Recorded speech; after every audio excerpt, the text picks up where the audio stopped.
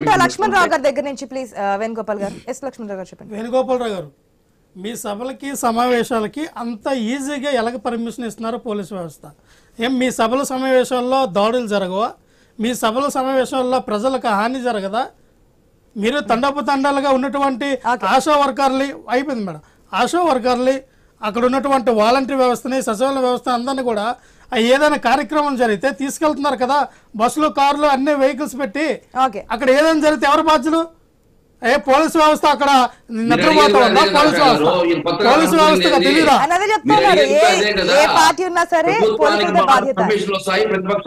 అదే సార్, మీకు వచ్చిన పర్మిషన్ మాకు ఎందుకు రావట్లేదు? మమ్మల్ని ఎందుకు తొక్కేస్తున్నారు?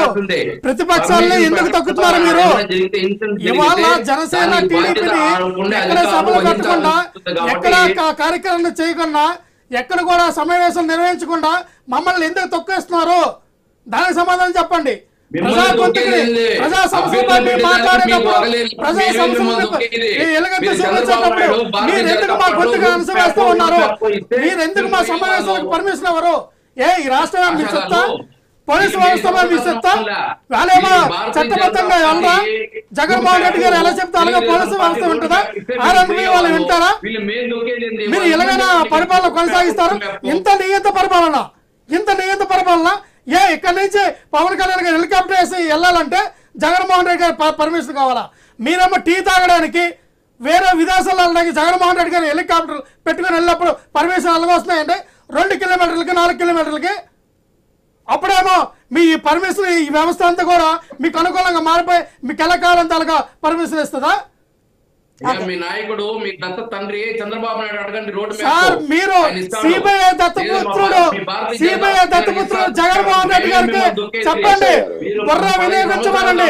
ఆ చిప్పు తప్పినట్టుంది జగన్మోహన్ రెడ్డి గారికి. మీకు కొంచెం జనాలకి ప్రజాదరణ గల నాయకుల్ని ఏ విధంగా ప్రొటెక్షన్ చేయాలి, ఏ విధంగా జనాలకి కార్యక్రమం చూపించే విధంగా తీసుకెళ్తారని చెప్పండి. ఓకే, ప్రజలు చూస్తున్నారు కదా.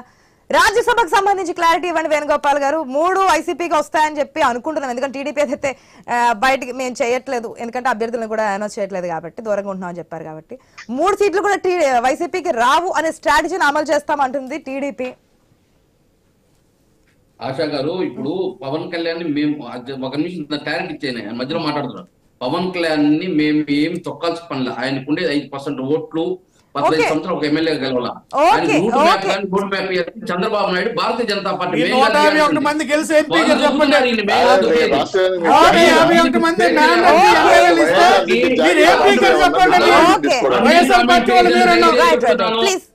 మాట్లాడేటప్పుడు మాట్లాడద్దండి.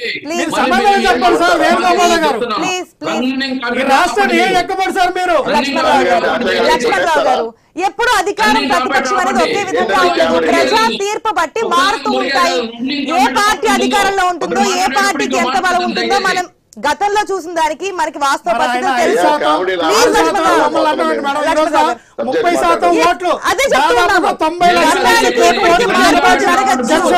రాజకీయం ఏ పార్టీ శాశ్వతంగా అధికార పార్టీలో ఉండదు, ఏ పార్టీ శాశ్వతంగా ప్రతిపక్షంలో కూడా ఉండదు. ఏదైనా జరగచ్చు. వేణుగోపాల్ గారు, రాజ్యసభకు